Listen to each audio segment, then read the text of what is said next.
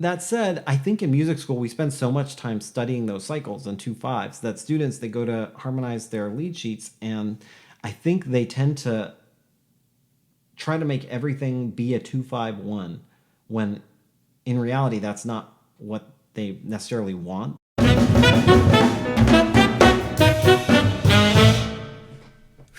Okay. Hello, arrangers. So I'm going to be making this video about harmonizing your lead sheets. That was a question that came up from one of you, and it's a very good question. They said, should I start putting chord changes on these lead sheets? So far, all we've talked about is developing melodic content. And yes, go ahead and start putting chord changes on your lead sheets. But again, I encourage you to really, at least for right now, let the melodic content be what's driving your lead sheets right now.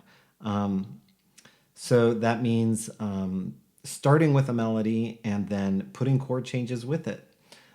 So I have a few things I want to talk about in this video. The first is common chord colors, and this is all stuff just to get you started. You know, the point of this is you're going to develop your own ideas about how to approach harmony. So I'm just trying to give you some tools to get you started. So, you know, the goal with all of this is to ultimately to be hearing the harmony in your head as much as possible, and then be writing that out. The first thing I want to talk about is common chord colors. This is by no means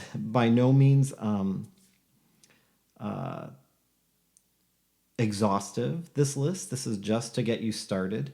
But when we think about what makes up a chord, it generally has like kind of three parts to it. It has the bass note, and then it has the core, which is the third and seventh. So between the bass and core, between the root and the third and seventh, we can kind of tell what the chord quality is. That's where all of the real harmonic function is in a chord. So for instance, with C major 7, if we've got a C as our bass note, and then E and B, that's our third and seventh, that has to be a C major 7 chord. Now everything else we put on it is what we call color. So for a C major 7 chord, the most common colors on a major 7 chord are the 9th and the 13th. So for C major 7, the 9th is D and the 13th is A. So we put all that together and this is what it sounds like. And then sometimes, when it sounds good to you, the sharp 11 can be a nice color on major 7 chords. So here's what that sounds like.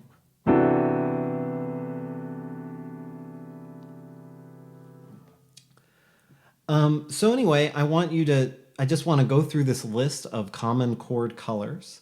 On major 7 chords, the most common colors are the 9th, 13th, and sometimes, when it feels nice, the sharp 11. On minor 7 chords, the most common colors are the 9th and the 11th. And then sometimes the 13th. Usually if the minor 7 chord is functioning as a 2 chord, then the 13th usually doesn't feel so great. But if it's functioning, if you're in a modal context or the minor 7 chord is functioning as a 1 chord, then the 13th can be really nice. So here's C minor 7. Here's the root, C. Here's the 3rd and 7th, E flat and B flat. Between that, the root 3rd and 7th, we can tell that has to be a minor 7 chord. And then here's with the 9th and 11th. Here's the 9th, that's D.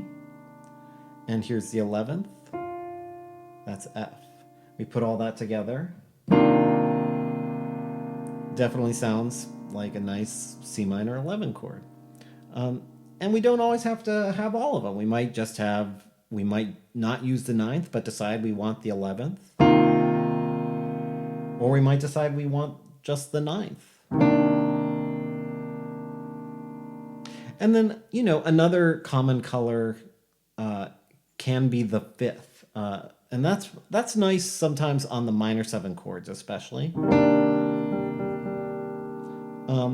The 5th, interestingly, tends to, I think it is something we overuse a lot of times. It's not a very colorful color, and it can even cut off our overtone series. To my ear, it kind of makes the other colors sound less vibrant sometimes. On minor 7ths, it to my ear sounds really nice. A lot of times on major 7ths, I'd say about maybe half the time it can sound good to me. On the other half of the time, it can sound a little hokey. And then on dominant 7ths, I almost never want the 5th of the chord on a dominant 7th. Except, there are exceptions. But it's really a less desirable sound. So just be careful. I think in our heads, when we first learn chords, we think about 1, 3, 5, 7.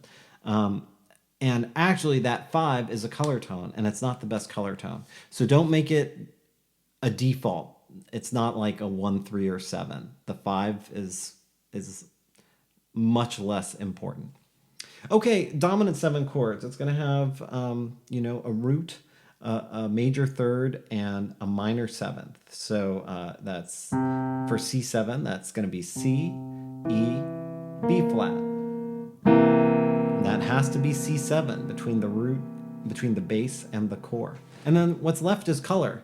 And basically any note can work as color tone on the dominant 7th chord, with the exception of the major 7.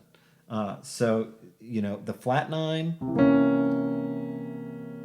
the natural 9, the sharp 9,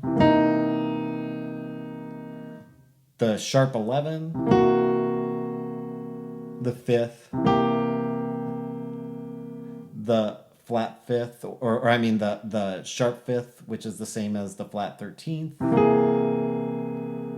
the 13th, and we can also, instead of playing it as a regular dominant 7 chord, we can play it as a sus chord. And that's a real nice sound. And then, you've got the combinations of all of these things. So a lot of times we might combine them in a way where we're making triads on top. We might have if we play an A major triad on top of a C dominant 7, C, E, and B flat, it gives us a nice flat 9 and natural 13.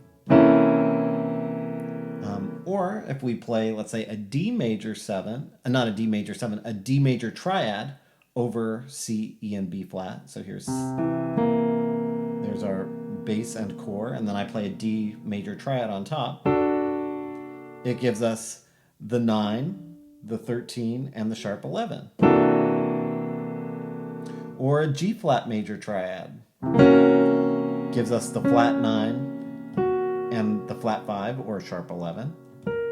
And then we're doubling the 7th. Or an A flat major triad. That gives us the sharp 9, the flat 13, and then we're doubling the root on top. So you don't have to do it like triads. You can combine these all kinds of ways. There exist chords where you'll have both the flat 13 and the natural 13 even. That can happen if you find the right context. Anyway, that is a way to think about the colors for your chords. And this isn't stuff that I expect you necessarily to like be super familiar with at this point. This is just stuff for you to start experimenting with. The next thing I want to talk about is the chord symbols list. This is just straight out of the real book, but it is a nice kind of synopsis of a whole bunch of different chords and what they look like. There are other symbols that can be used. For instance, on this list for major 7, it's writing MA7. The triangle is another common symbol for major 7. Sometimes people will write MAJ7, things like that. So there are different ways. Sometimes minor 7 will sometimes be MI7, sometimes MIN7. Sometimes -7, so things like that. Anyway, this is a list here, though, of all of the chord symbols, and it kind of talks about what they mean. This is the sort of the glossary from one of the new real books published by Chuck Scher. But it can be useful, and you might get a kick out of just playing through some of these chords and saying, look at some of these voicings, or not even voicings, just look at the notes they've got and say, okay, what note is this of the symbol? How can we tell that this is whatever it says it is? So there's lots of, and it might give you some ideas about some inspiration for one of your lead sheets. You might play a chord here and say, ooh, I could make a tune out of that. See what happens. The next thing I wanted to talk about is that you can harmonize any note with any bass note. So, for instance, if we have a C, then we can have any bass note underneath it, and if that sounds good, then we can, if that's the bass note we want, I should say, then you can put any bass note with any melody note, and there is a chord that you can name it. So for instance, I've got C in the bass and C in the melody. So, that's just playing the root of a chord. So any chord actually that could basically work with. So C major, it could be C dominant, it could be C minor, it could be C half diminished. The only one that's going to be a little funny, I mean, you might do C major 6. If you do a C major 7 and have a C in the melody, that can be really nice for sort of an effect, but generally we sometimes, if we have the root and then a major chord that goes with it, a lot of times the 7th, that half step crunch can be a little much. So it just depends on the context. Sometimes it can be nice. It's really tough on singers in particular. If you're laying out that half step and they're trying to sing that tonic, it can be kind of painful. So that's C. But let's move up a half step in the left hand. So let's say we have a C in the melody and we want a D flat in the bass. Well, we could have a D flat major 7 or a D flat minor 7 a D flat minor with the major 7. If we have a D in the bass, it could be, now that C in the melody is the minor 7th interval with the D. So it could be a dominant 7 chord. It could be D7. It could be a minor 7 chord. If I have an E flat in the bass. C is now the 13. So any chord that has a 13. So it could be an E flat major 7. Could be E flat dominant 7. It could be like an E flat minor 7 or E flat minor, let's say E flat minor 6 9. Could be an E flat minor 7 with the 13. Let's say we have an E in the bass. It could be like an E dominant 7 augmented. It could be, if we wanted more of a minor sound, it could be what I'll sometimes call like a C add 2 over E. What else? Well, that's it could be E major 7 sharp 5. Okay, let's say we have an F in the bass. Well, it could be F7, it could be F major 7, it could be F minor 7. Basically any chord that has a fifth, because F and C is a fifth. Let's say we have an F sharp in the bass or G flat in the bass. Well, now we've got that tritone interval between those two notes. That's the sharp 11. So it could be a G flat major 7 sharp 11. It could be F sharp minor 7 flat 5. So like an F sharp half diminished chord. It could be an F sharp dominant 7 with the sharp 11. Let's say we want a G in the bass. Could be G minor 11. Could be G7 sus. It could be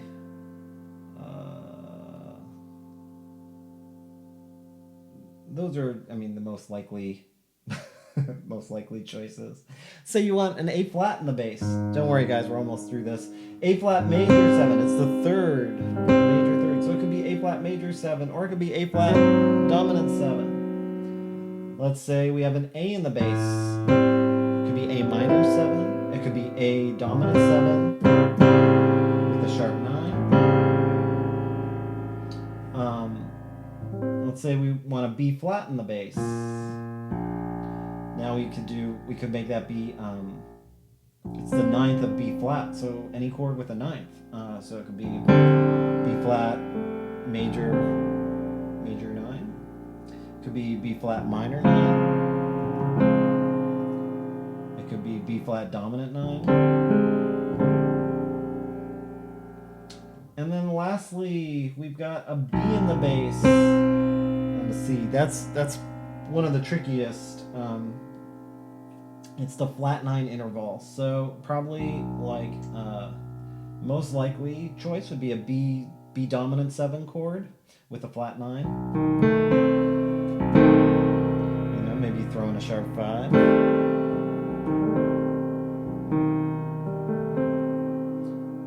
You know, there are other possibilities. Sometimes slash chords. So it could be like you could do like a C major 7 over B.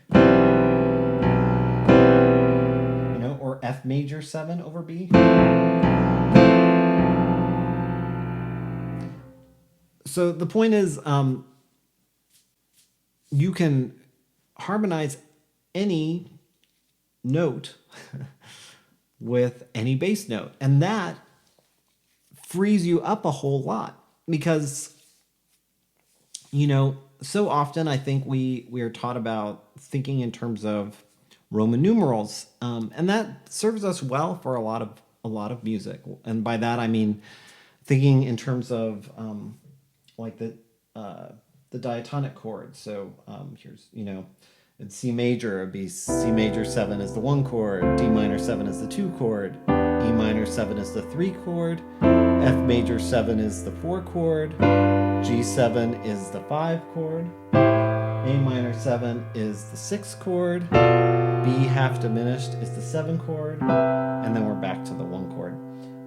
And so we tend to often think in Roman numerals. That can serve us really well for especially dealing with classic tunes. If we take something like a rhythm changes, we're thinking, you know, 1, 6, 2, 5, 3, 6, 2, 5, 1, dominant 7, 4, 3, 6, 2, 5, 1. You know, like, and that can be useful thinking that way. And even when we're not thinking that way, having that happening in the back of our head can sometimes be helpful. So even tunes that aren't really dealing with diatonic harmony in that way, for the most part, they still will occasionally often have resolutions and motions that we can think of. Oh, move to this key briefly. I'm thinking of tunes like Dolphin Dance, Herbie Hancock type tunes, where it's mostly moving in sort of modal ways, ways that would be hard to describe with Roman numerals, but there are some 2/5s in there. And that can give you a really nice classic sound too, if you're thinking in terms of the Roman numerals.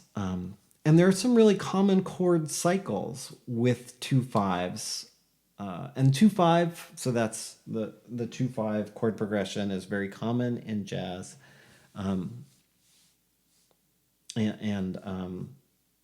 So we spend a lot of time practicing the 2/5 progression. Take like so in C major, the 2 chord is D minor 7, the 5 chord is G7. And like that's good to know, and it can be useful, especially practicing classic tunes. But when you go to write, you don't necessarily want to feel like everything you write has to be a 2/5. But if you're wanting that sound, I am going to include a sheet that I find really helpful. That's just a few common chord cycles. There are 2/5 cycles and 2/5/1 cycles, and they are moving by whole step, moving by half step, and moving around the circle of fifths. And so much of classic tunes are making use of those cycles and chord progressions. So that can be a useful way to approach getting some classic sounds. And I would totally encourage you, you're writing a tune a day, so you want to feel free to write, try writing some classic tunes, write some tunes. I'm trying to give you lots of things to play around with. Go ahead and, have fun, see what you can make happen with those classic sounds of the 2/5/1s and those cycles. That said, I think in music school we spend so much time studying those cycles and 2/5s that students, they go to harmonize their lead sheets, and I think they tend to try to make everything be a 2/5/1 when in reality that's not what they necessarily want. That's like this constraint that they just this expectation they put on their composition that doesn't need to be there. Especially when you consider that any note can be harmonized by any bass note. Once you start thinking about it that way, then you don't need to worry about what Roman numeral you're playing. For me, I was very lucky in that I started trying to come up with chord changes when I first was writing music, not having been taught about Roman numerals, not having been taught anything, just figuring it out from a real book.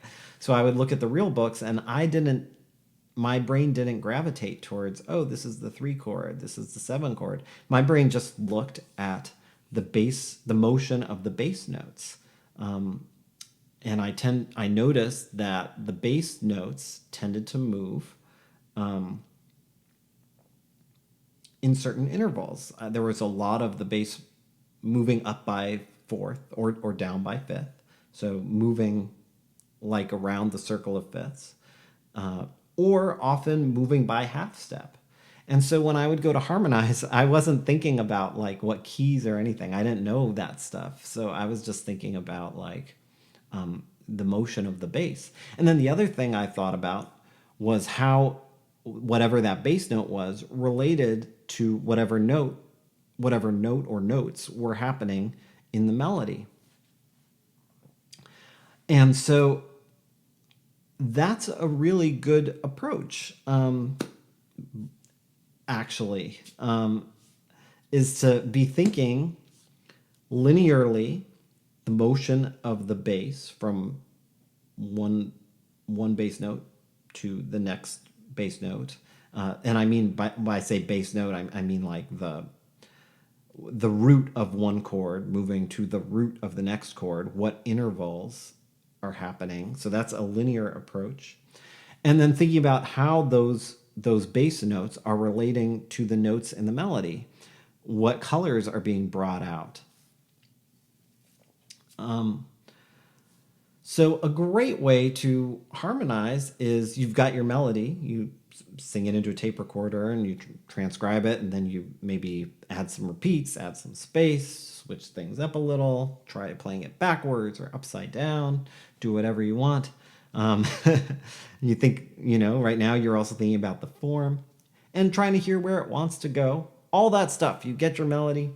And then a great thing to do is just play a bass note underneath that melody and find one that sounds good to your ears, that brings out some cool colors, and then have that bass note move.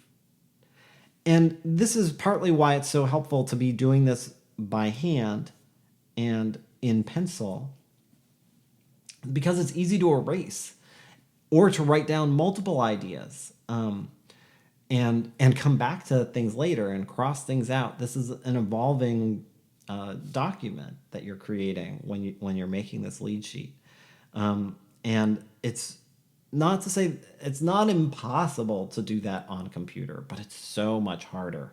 And I say this as a person who uses the computer very fluently with music. And I still, if I'm just like trying to come up with, if I want to brainstorm and figure out how things are going to move and want to feel that freedom to change them, then doing it in pencil is like, I mean, here, I'm just at my office desk and you can see I have a pencil and eraser sitting here. And they're primary tools for me. The other thing that's helpful is having lots of staff paper, right? I've got a nice big stack of staff paper and I'm not afraid to throw it out. You want to have enough lying around that it's no big deal to throw it out. So anyway, yeah, you've got your melody, you write down some bass notes, and I'm usually not even writing out chord qualities to start. I'm just coming up with bass notes and finding a good motion for the bass. I want the bass to be moving nicely, and I want it to be relating nicely vertically to the notes that are in the melody.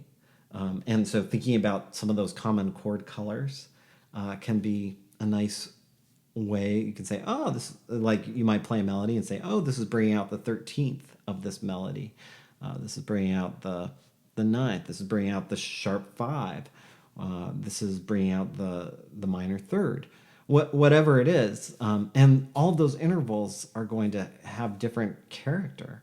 And so, and all of the intervals horizontally that your bass motion is, if it's moving a little bit versus a big leap, if it's moving downward versus moving upward, that all is going to play into it. So those are things to think about and play with. Just to give you, I know we're covering a lot. This is a half-hour video already. If you need to pause, that's cool. But I want to give you a few examples. So in terms of bringing out the color, here's a great song by Charles Mingus called Duke Ellington's Sound of Love. And just so you can hear it, so this is thinking about it vertically, what's happening. Okay, that first note that we're sitting on is an E flat, in the melody, D flat in the bass. So that's the ninth.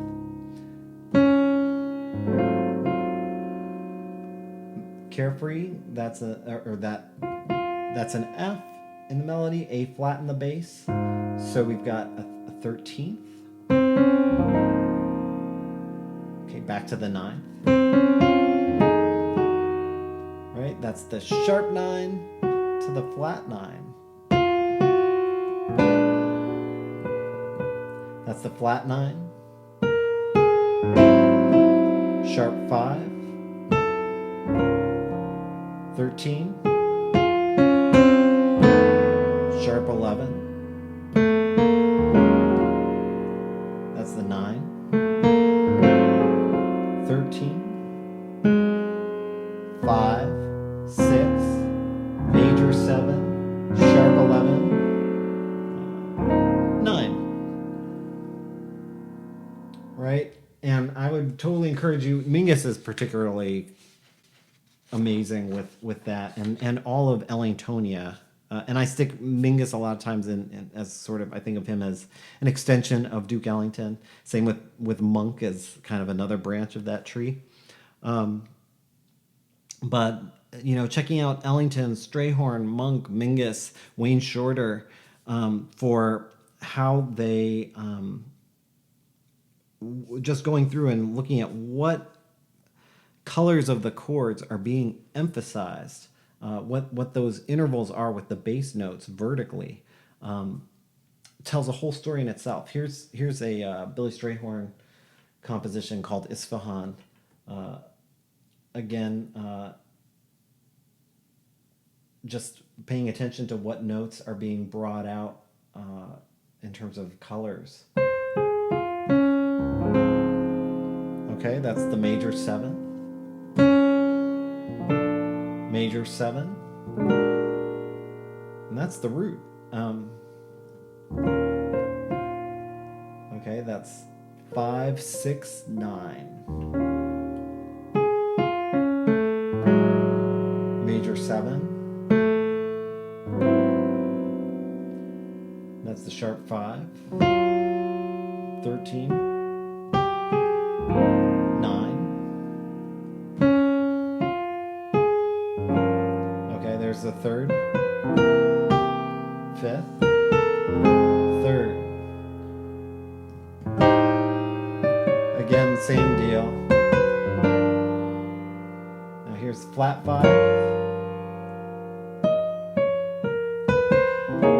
flat 9, sharp 9, 5, sharp 5, 13. Anyway, so going through, just taking tunes like that and just looking through them and saying, okay, how's the, what colors are being brought out? Another one that I thought of, that's one of my tunes that I remember really thinking about linearly, how the bass motion moved, is this composition of mine called Rise and Fall. And melodically, it does this.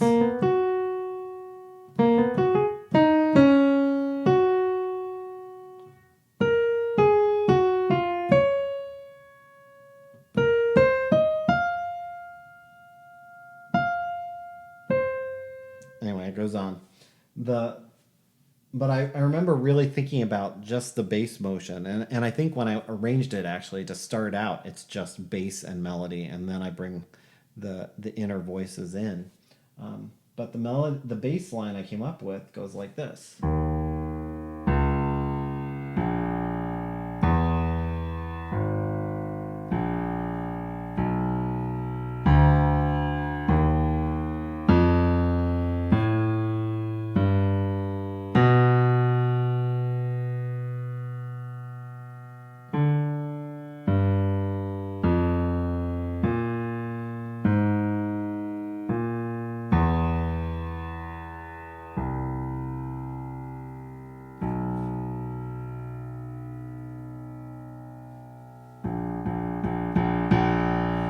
Anyway, so putting them together.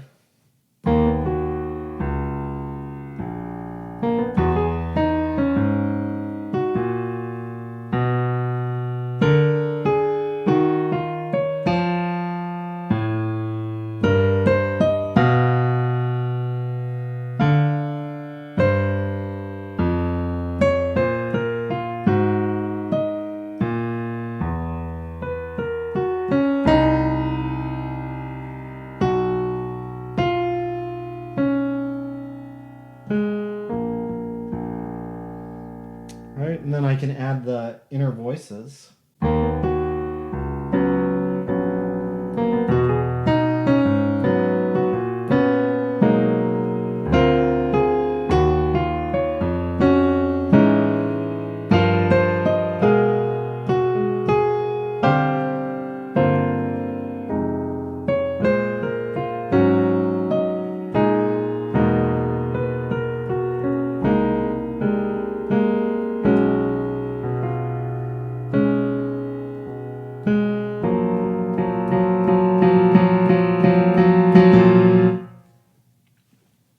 All right. So yeah, there's one where thinking about the linear aspect was useful for me. Anyway, another great thing to do for you as studiers is just open up a real book. And I know that's harder now because most of you probably, if you probably have all the real books and you probably have them all for free on PDF, and like that's cool. I mean, I've got PDFs of them all too. That but the one thing that I think is missing from that's really useful if you need to look up a tune, um, you know, and but what's missing from that is when I used to just have the physical real books, and you can, in fact, here I'll grab one you can look at.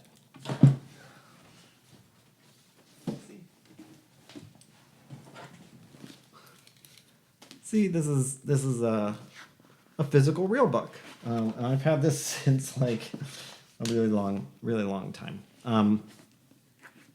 But I used to carry, you'd carry one or two of them around in your backpack, and when you get to a practice room, if you were just like had a few minutes to kill, you just turn to a page and just see what you see. So a lot of times that was great for working sight reading, great for just checking out something you haven't heard, some tune you weren't familiar with, because some of these things are well known that are in here, but there's also some more obscure things.